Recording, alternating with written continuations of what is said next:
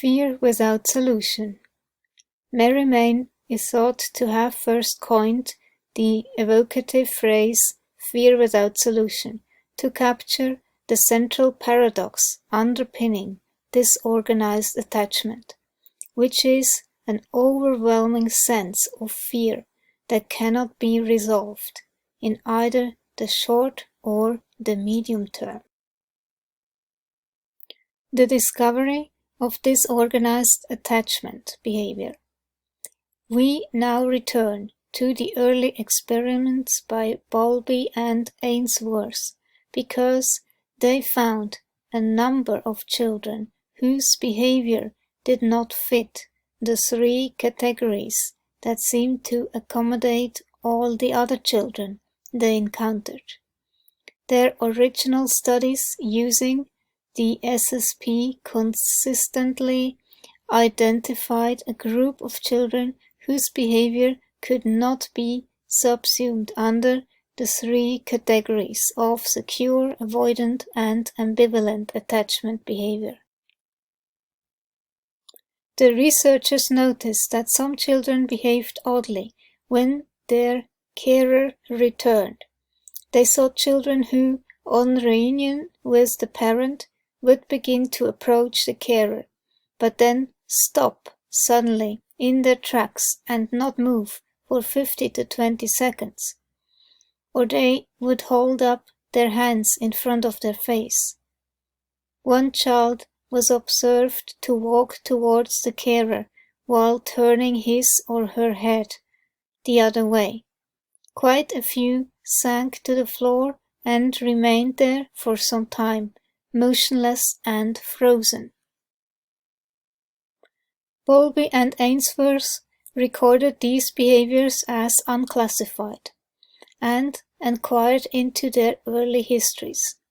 They noticed that many of the children had been abused and or neglected, or there were unproven or unsubstantiated concerns about maltreatment. But it wasn't until the early 1990s that Mary Main and Judith Solomon began to analyze the behavior more systematically from an empirical and theoretical perspective. Patricia Crittenden, for example, sees attachment behaviors as a direct result of the way the child learns to deal with fear and danger. In the main, affect regulation strategies are only needed in stressful situations. Humans do not usually become overwrought when blissfully happy. And they constitute an important feature of all attachments, but especially those concerned with disorganization. A significant area of recent research is the operation of the hypothalamic pituitary adrenal HPA axis, an important mechanism for regulating our neuroaffective biochemistry and which is seriously disrupted in children exhibiting disorganized attachment behavior. Lyons, Ruth, and Jacowitz describe behaviors as follows. Note the shutting down quality of each, denoting fear without solution.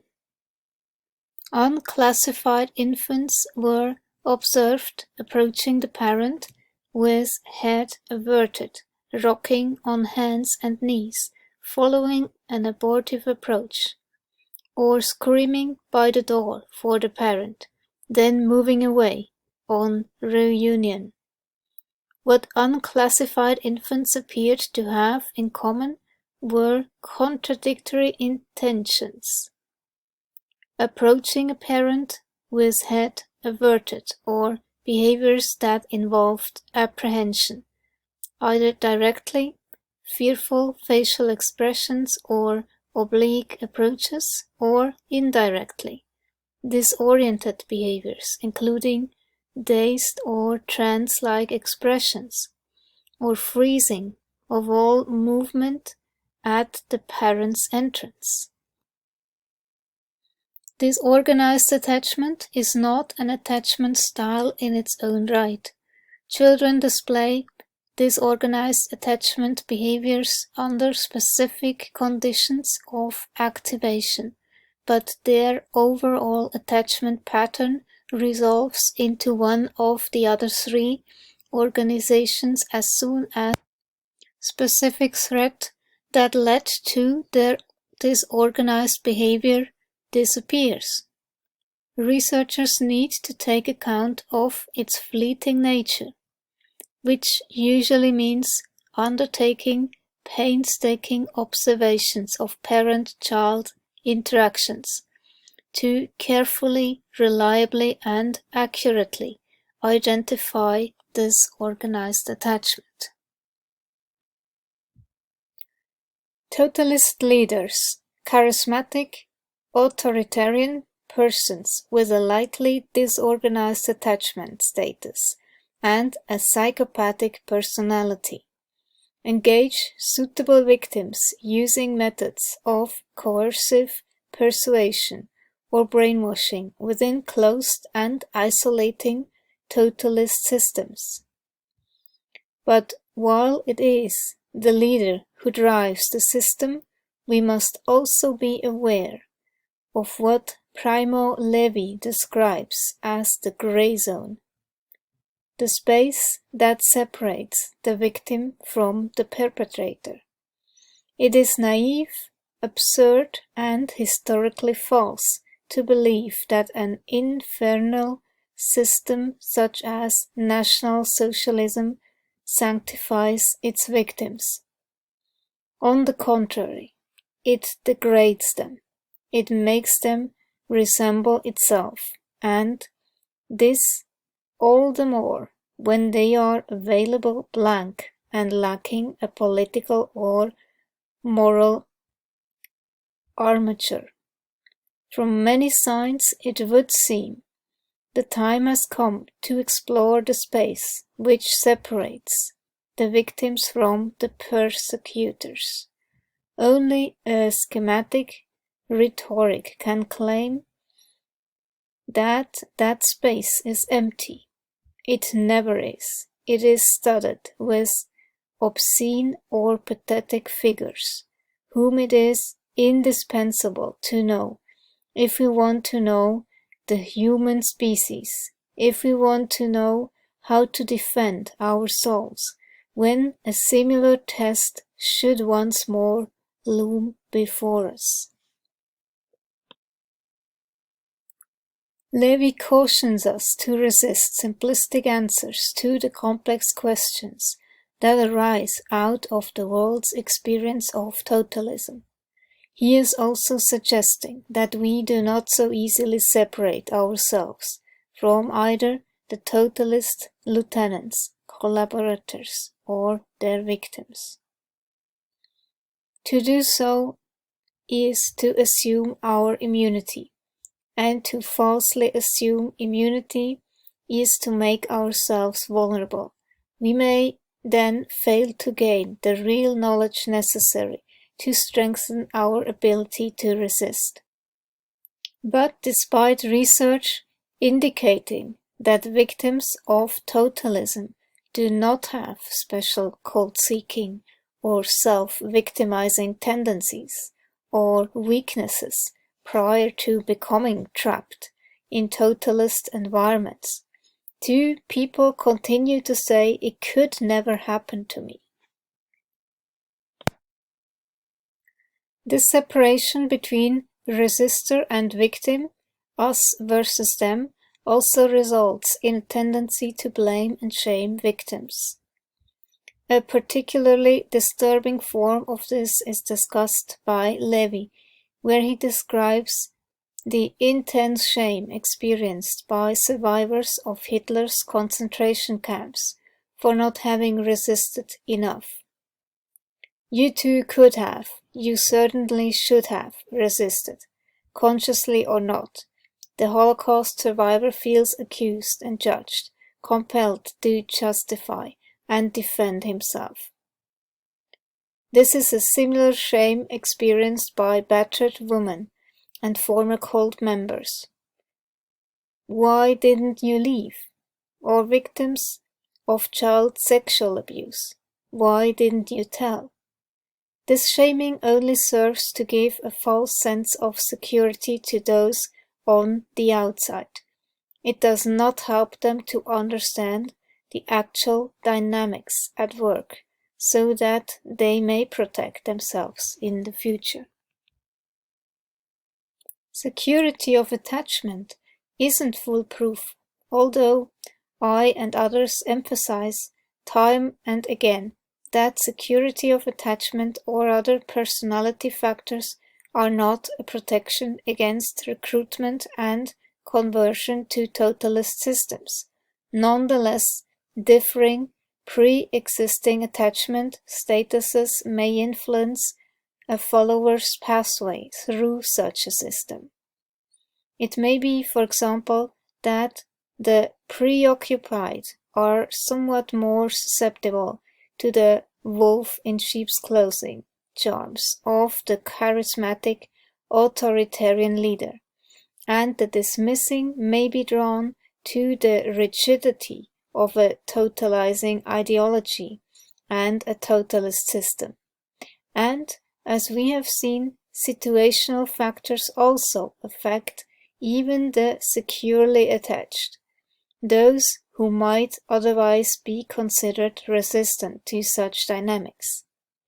None of us, therefore, can consider ourselves immune, and the discussion of resistance and resilience must proceed from this understanding. Secure attachment can be related to Lifton's concept of the protean self, which he describes as a flexible and open approach to life that allows fluid rather than totalist, all-or-nothing relationships to both beliefs and people. Stephen Porges describes exactly this state as the ventral vagus state, when you are within your window of tolerance, you are open and there is curiosity and compassion, and your tone of voice is warm. So this is the ventral vagus state.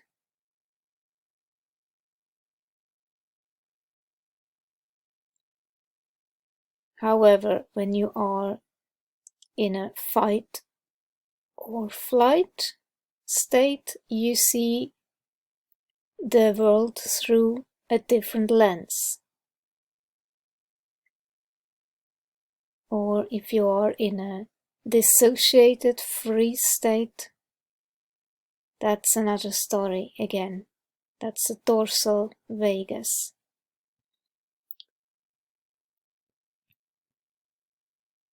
So, back to the text. Proteanism involves an adaptable shapeshifting, the ability to tolerate uncertainty and to cope with the changing nature of the world without needing to resort to the absolutism of fundamentalism. That's what is called the window of tolerance.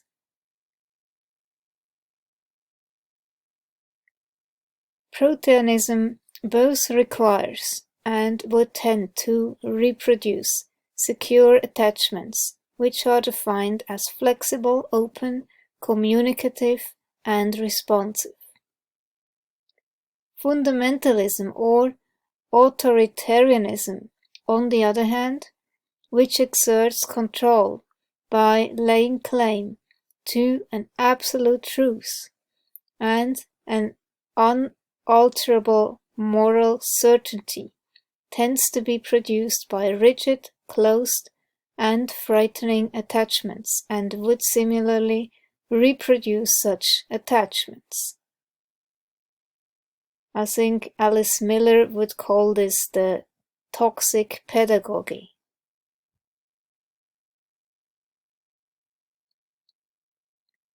And you can have that within a family system just as much as you can have it within a cult or a totalitarian regime. It's all possible, same structure. On the other hand, one might expect securely attached, resilient people to be resistant to the seductions of charismatic, authoritarian leaders. However, in certain totalist situations, some of the very features of resilience also predispose people to recruitment, namely faith, activism, openness, putting one's goals into action, joining a social formation to enact one's goals, and so forth. Resilient survivors champion the underdog, dedicate themselves to causes and benefit, being attached to something that matters. When combined with other quite general factors such as normal life transitions or being between affiliations, this moral sense, idealism, and desire to contribute can become predisposing factors for recruitment to an ideologically based totalist system. Yeah, for example, the communist movement in China. They fought because they believed in this revolution. And then only later they realized they had been misled by a corrupt leader. And when they dared to criticize, because they said they didn't fight for that to happen, they became prosecuted themselves. Resiliency is the ability to use internal and external resources successfully to resolve stage-salient developmental issues and features. The capacity to adapt and function well despite stressful circumstances or following traumatic events. But, importantly, researchers also define resiliency as the ability to function within the environment of adaptedness. The situation of fright without solution is, by definition, outside this environment of adaptedness, and therefore the resiliency of secure attachment does not necessarily offer complete protection when faced with this type of strong situation. I like to explore the subject of religion, and I like to explore the subject of cults, and I like to learn more about how cults operate, what they do to people, and how we can recover from them. And to help me explore the latter of those subjects, I'm thrilled to welcome onto the channel Dr. Alexandra Stein. Thank you, Lloyd. Thanks for inviting me. So just a bit of a more formal introduction. You are a social psychologist, writer, and educator specializing in cults, totalitarianism, and extremism. And you have written 2 books, Terror, Love, and Brainwashing, Attachment in Cults and Totalitarian Systems, and Inside Out, a memoir of entering a breaking out of a Minneapolis political cult. Fascinating. So you're the person to speak to on the subject of cult recovery, it seems. Well, one of the people. One of the people. I love your modesty. Well, it's important, actually, because it's part of not being in a cult is that there are many voices and many people have good contributions, not just one person. But I got out, and being the kind of person I am, I wanted to understand why I had subjected myself, which is not really the right phrasing, but nonetheless, you know, I just didn't fit my history or my personality. You know, I'm kind of a feisty person, and I just don't like to be told what to do, and I've always been like that. And I'm a thinker. I always like to think and sort out things, and somehow my thinking had been disabled for those years. And so I really came out with a lot of feelings, a lot of very intense feelings, but part of it was, how did this happen to me? And I had a real drive to understand that, which maybe you did too. I mean, maybe that's why we're sitting over Zoom with each other talking about this, because some of us do come out with that. You know, we have this urge really to understand. And then luckily, and again, this was somewhat accidental, and a lot of people don't have this luck when they get out, I rather quickly was able to access some of the cult literature, in particular Robert J. Lifton's work, and also Steve Hassan's first book, Combating Cult Mind Control, just because I saw a little tiny ad in the Minneapolis newspaper back before the internet and phoned the number and got this information. So I got that rather quickly, and that opened up a world of literature to me. It interestingly put me in touch with Janja Lalich, funnily enough through a footnote in Steve's book about political cults. And we've been colleagues, well, I'm colleagues with both of them, but I've worked with Janja over the years on different things. You know, as you probably know, for many people, it can take decades before they run into some of this really helpful information by which to understand one's experience. But I started running into it really just about 3 months after I left. Wow. So I just read everything voraciously. I had never been to university. I was sort of a self-taught person. I'd left high school at 15. But yeah, I just started reading voraciously and became quite soon somewhat active in, or at least aware of, what was then the Cult Awareness Network, which again, some listeners may know, later got taken over by Scientology, which is... I did hear something about that, yeah. It's totally corrupt and weird. So, but it used to be a good organization that did cult awareness. And I was also involved early on with the American Family Foundation, which then became the International Cultic Studies Association. So quite early, I sort of got into those channels. I'm not quite sure how far to go with this, but I guess it's one thing to have an interest in, you know, what happened to you and how you wound up in such a bizarre situation. You know, as you mentioned, cults aren't exciting; they're really, really boring. And for them to have you under their thrall, even though, you know, you might be, you know, a strong, intelligent woman like you are, it's one thing to understand or be interested in that, but it's another thing entirely to devoting your career to it, and, you know, studying for, you know, college degrees and that kind of thing. That's an immense amount of time to commit. So how did that all come about?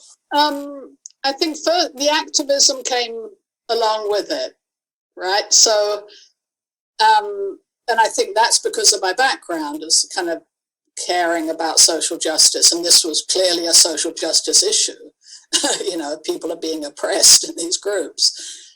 So I think that was an element. And then I just think I have a lot of intellectual curiosity, and I was lucky because there were some resources in Minneapolis. There was a really nice support group.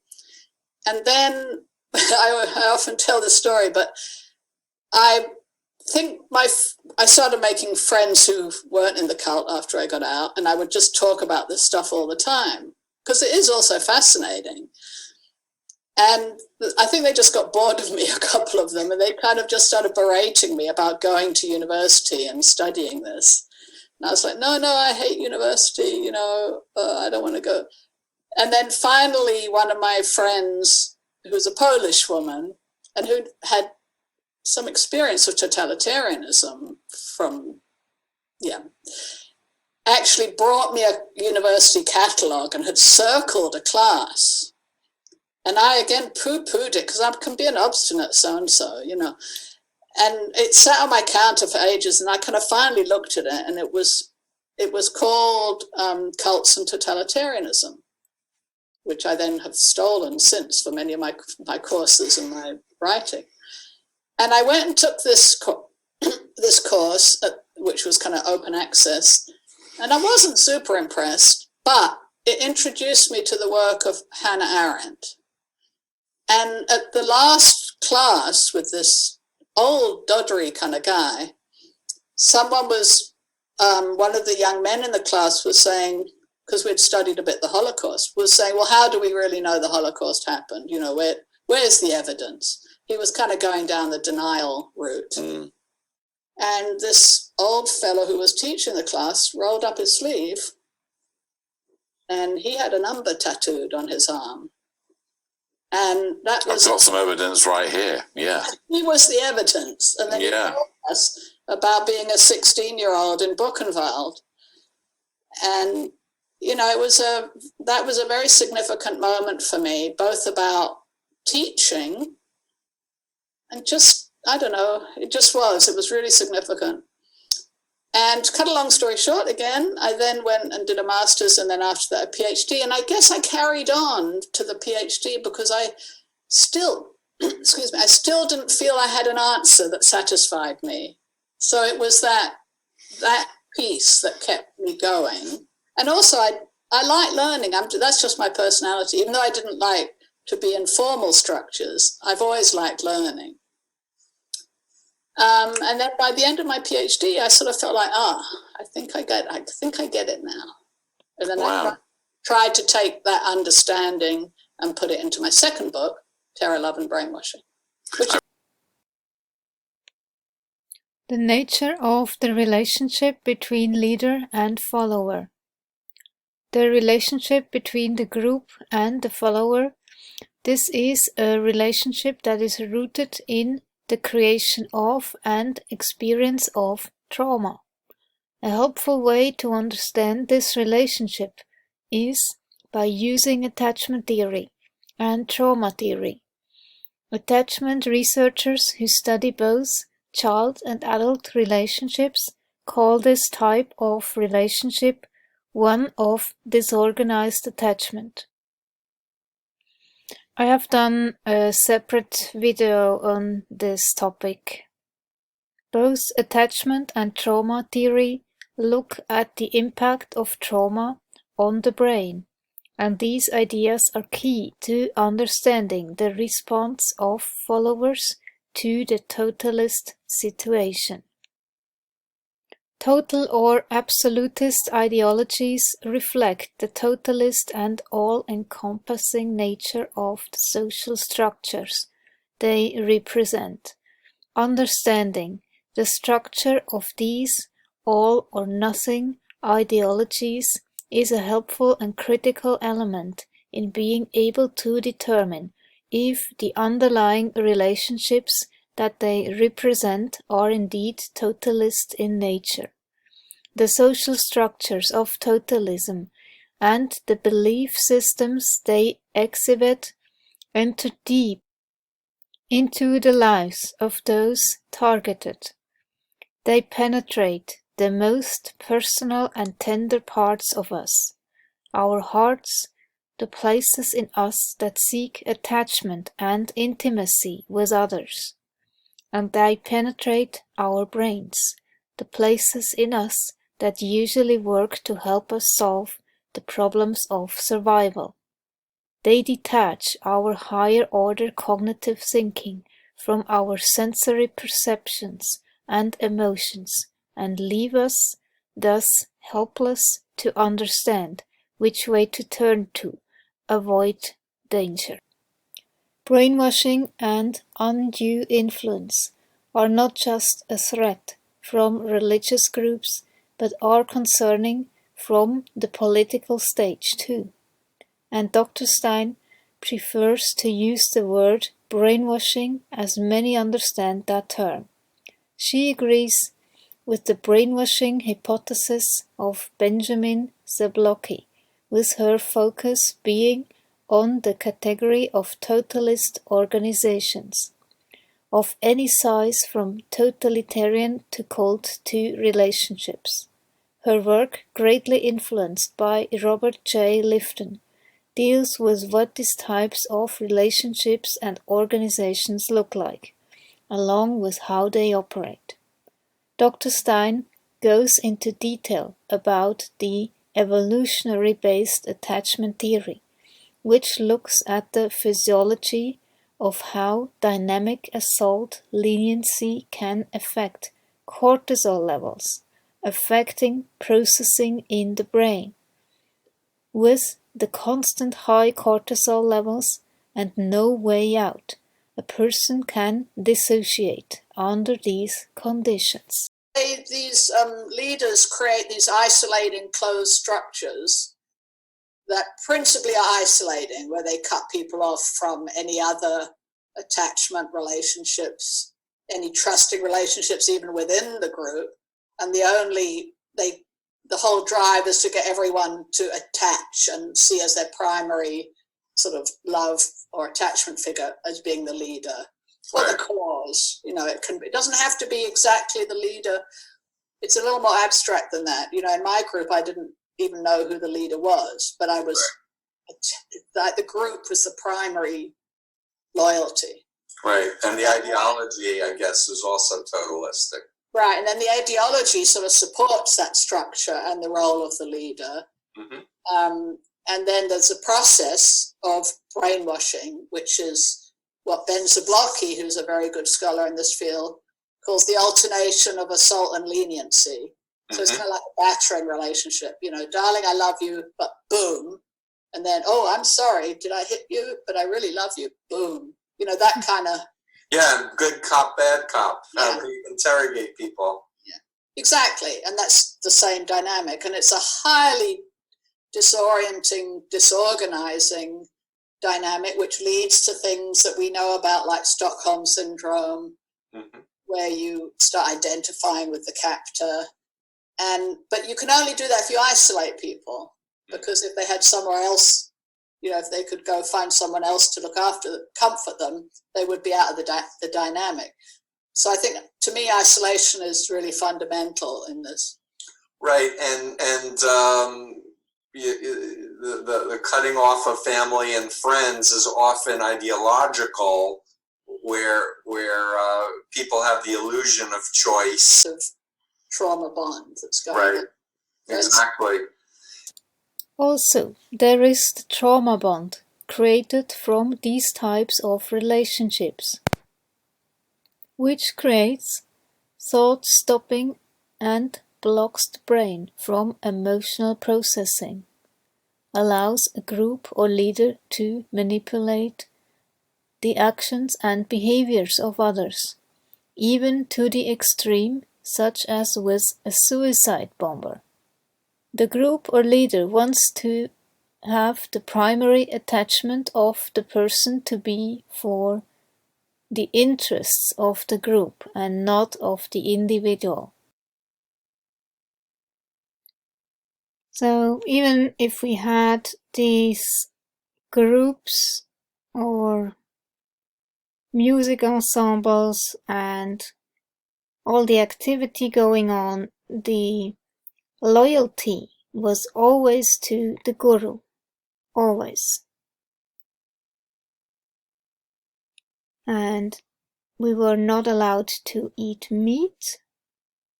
For me, that was disastrous because my body absolutely needs meat. And plant lectins are not suited for my body, and I get tired, brain fogged, and feel exhausted. already that will weaken my resistance, right? I don't know if that was on purpose, because definitely meat will give you that energy.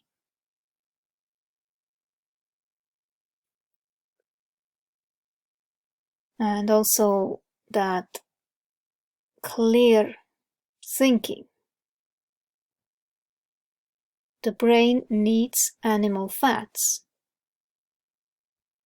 If you don't have them, you will definitely not think as clearly as you could if you had the proper nutrition for your body type.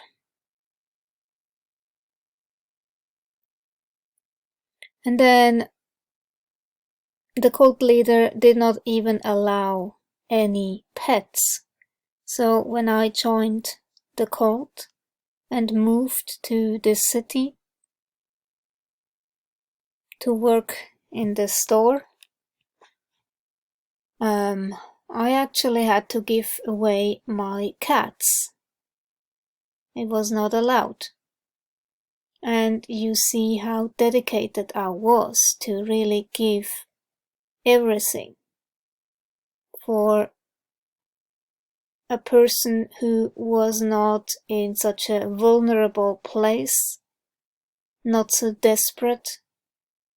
Possibly this would have been the first thing to throw them off and say, no, I will certainly not do that. Those are my pets. I will not give away my cats.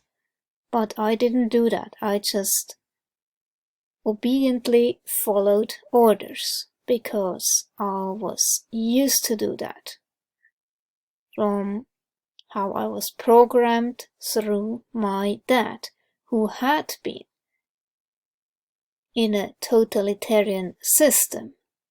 He fled from it, but still he had some type of programming, and he used it on me. He used it. Consciously or not, I don't know, but he definitely manipulated me into doing things I didn't want. Many times.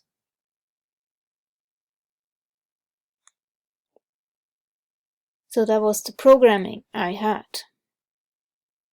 And if you are being isolated, I was a single child growing up, so I had nobody to talk to, just my parents. And outside of our family system,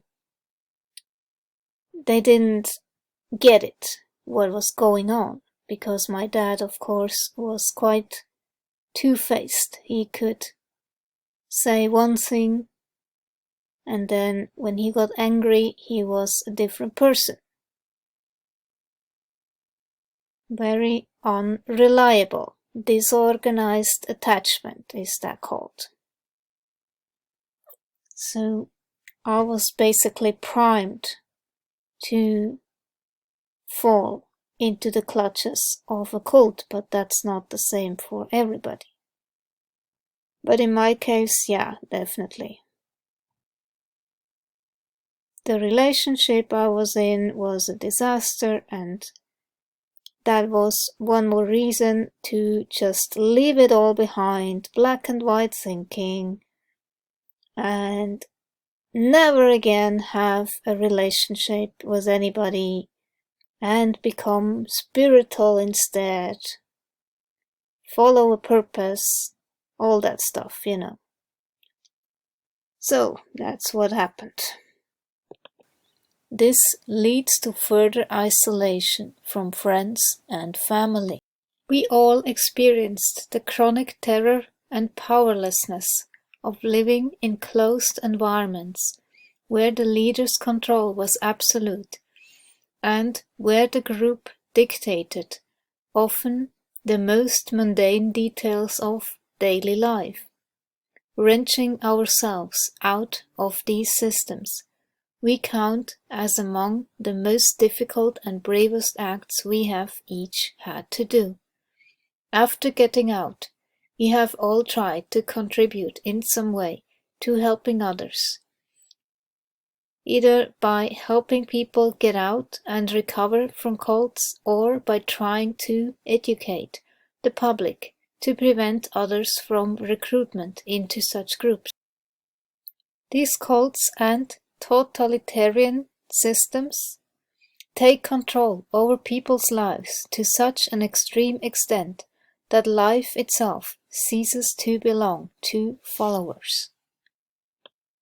My colleagues and I share the experience of having been indoctrinated, having been put through the fear-driven process of brainwashing, where we have been, at least for some period of time, trapped by a psychopathic leader, locked in by a psychological trauma bond, something that we all understand. And so, well, some people come in, by accident. They're looking for something completely different. They're not looking for a leader or a group. They may just be at work. And the workplace even may be cultic, or the workplace brings in a training. Scientology famously has a lot of, workplace training programs, or they used to. I don't know what they're doing now. And, so you just can encounter them in the normal course of life, unless you're already in one because you're born or brought up in one. And that's something we need to raise awareness about, I would probably say the majority of people I encounter through my work are born in. I think that, especially in the information age, that's sort of the only way you can get involved. I'm not saying it is the only way, but it's by far the majority the only way, because it's a very difficult pitch to promote Jehovah's Witnesses when just a few clicks on Google and the whole thing unravels. It's much, much easier to convince people of Jehovah's Witness beliefs if you're literally hijacking their childhood and instilling these values before their critical thinking skills are developed. But I do still, hear from people who are recruited as adults, and quite often they feel kind of, I won't say self-loathing is probably a strong way of putting it, but they can't believe that they fell for it, and they perhaps feel that they were in some way stupid for falling for it. So, is it like a choice? I've heard some cult apologists say you choose this. You make an informed choice to be lied to and tricked and exploited, which I think is a really kind of victim-blaming approach to take. But I'm just interested to know, this first group that you've identified who kind of join, we can say, as adults, what forces are being brought to bear on them? Well, though the internet gives you a lot of information to counter the cult narrative, it also obviously is a way in as well. So it's a complex picture. But I think what you're talking about, you tried the word self-loathing. I think it's shame. Mm. When I certainly experienced a lot of shame, and most, you hear that a lot as of how people feel, because they feel, how could I have been so stupid? And maybe about things they did in the group, they may feel shame. Also, the outside world is telling you, as my mother did. I mean, I love my mum, but she's not always the most sensitive of people. When I came out and told her what I'd been in, which she didn't know because it was all secret, because, we were underground. And she famously said to me, how could you have been so stupid? Thanks, Mum, But so, and that's, even though my mum is rather straightforward and just said it, you get that all the time when you tell your cult story to people who haven't been through that. And they can say it in all different ways. They don't all say it like that, but they may say it like, oh, I'm really sorry that happened. Of course, that wouldn't happen to me because I'm really a critical thinker. And what I try to talk about, it's not that people aren't critical thinkers. It's that their critical thinking is disabled. by the process that the cult uses.